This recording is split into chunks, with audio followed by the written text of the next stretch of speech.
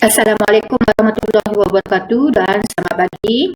Okey, baiklah anak-anak murid, kita akan teruskan pembelajaran kita untuk tajuk yang seterusnya iaitu tajuk 2.2 berkaitan dengan kitar nutrien dalam ekosistem. Dalam kitar nutrien ini, kita akan pelajari tentang kitar oksigen, kitar karbon dan juga kitar air. Okey, kitar oksigen. Kitar oksigen ialah peredaran gas oksigen yang berterusan dalam ekosistem.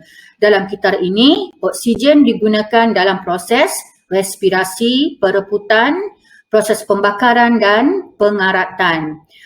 Okey, melalui gambar raja dalam kitar oksigen ini, kita akan lihat dahulu tumbuh-tumbuhan yang mana tumbuh-tumbuhan menjalankan proses fotosintesis. Semasa tumbuh-tumbuhan menjalankan proses fotosintesis ini, ia akan membebaskan oksigen ke atmosfera. Kemudian oksigen akan diambil oleh haiwan dan manusia untuk menjalankan proses respirasi. Oksigen di atmosfera ini juga diambil dalam proses pembakaran dan juga proses pengaratan. Okey, dalam proses respirasi yang dijalankan oleh haiwan dan manusia, ia akan membebaskan gas karbon dioksida ke atmosfera kembali. Kemudian gas karbon dioksida ini diambil semula oleh tumbuh-tumbuhan untuk menjalankan proses fotosintesis. Okey, seterusnya kitar oksigen iaitu sewaktu proses respirasi, oksigen digunakan oleh semua benda hidup untuk menguraikan makanan dan menghasilkan tenaga. Oksigen digunakan oleh bakteria dan kulat untuk menguraikan bahan organik seperti sisa tumbuhan dan bangkai haiwan.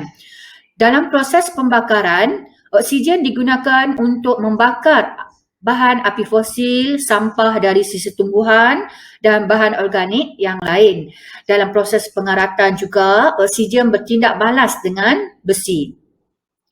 Okey, seterusnya kita pergi ke kitar karbon. Okey, kitar karbon ialah peredaran karbon yang berterusan dalam ekosistem. Dalam kitar karbon, karbon dalam bentuk gas karbon dioksida digunakan dalam proses fotosintesis dan proses pemakanan. Okey, kitar karbon iaitu melalui proses fotosintesis, tumbuhan menggunakan karbon dalam bentuk karbon dioksida di atmosfera untuk membuat makanan. Seterusnya, proses pemakanan, haiwan mendapat karbon dalam bentuk sebatian daripada tumbuhan dan haiwan lain untuk melakukan proses pemakanan tersebut. Okey, seterusnya gambar rajah kitar karbon. Okey, dalam gambar rajah kitar karbon ini, haiwan akan membebaskan gas karbon dioksida, manusia juga akan membebaskan gas karbon dioksida ke atmosfera melalui proses respirasi. Gas karbon dioksida ini dibebaskan ke atmosfera. Gas karbon dioksida juga dibebaskan semasa proses pembakaran dan juga proses perebutan. Okey, gas karbon dioksida di atmosfera ini kemudiannya diambil oleh tumbuh-tumbuhan untuk menjalankan proses fotosintesis. Okey, ini ialah merupakan kitar karbon. Okey, seterusnya kita pergi ke kitar air. Kitar air ialah peredaran air berterusan dalam ekosistem. Kitar air wujud dalam 3 keadaan jirim iaitu pepejal, cecair dan gas. Kalau dalam bentuk pepejal seperti salji dan ais. Cecair, air hujan, air tasik, air sungai, air laut dan air bawah tanah.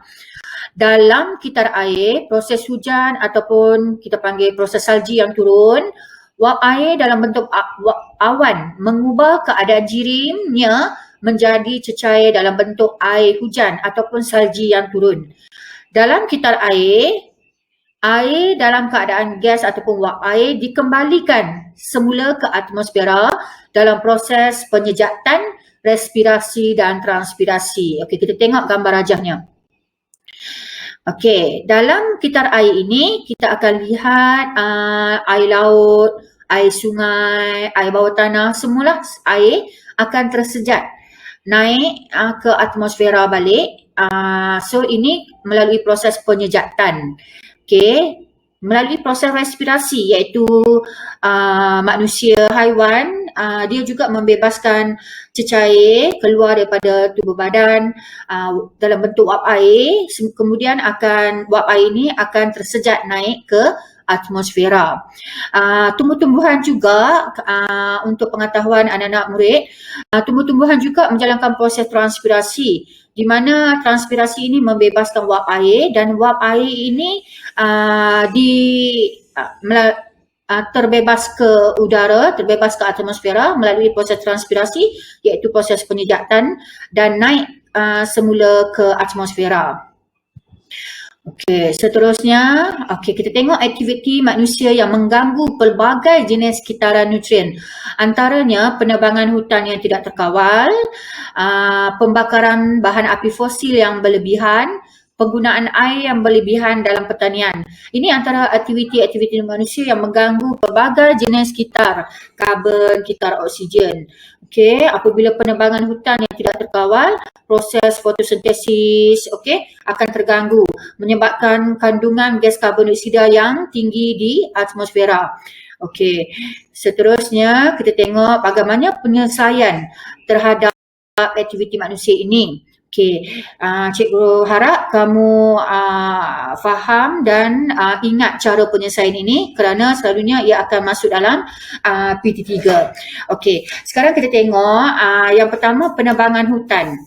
Okey, kalau penebangan hutan, cara penyelesaian dia ialah dengan mencegah pembalakan haram. Okey, mencegah pembalakan haram. Seterusnya, menanam semula pokok atau melakukan penghutanan semula, menyediakan hutan simpan. Seterusnya, mengenakan tindakan undang-undang terhadap individu yang menjalankan pembalakan haram. Kamu boleh menghafal antara langkah-langkah penyelesaian ini. Selalunya soalan PT3 akan tanya soalan ini. Okey, seterusnya, apa yang kita boleh lakukan apabila pembakaran api fosil berlaku secara berleluasa? Antaranya kita menggunakan sumber tenaga yang dapat diperbaharui seperti angin, tenaga suria dan kuasa ombak. Untuk penggunaan air yang berlebihan, antara penyelesaian dia ialah menggunakan sumber air secara berjimat seperti penanaman hidroponik dan penggunaan kepala paip air automatik. Okey, sebab ia dapat mengawal kandungan air apabila kamu menggunakan kepala paip automatik ini. Okey, di sini saja kelas kita.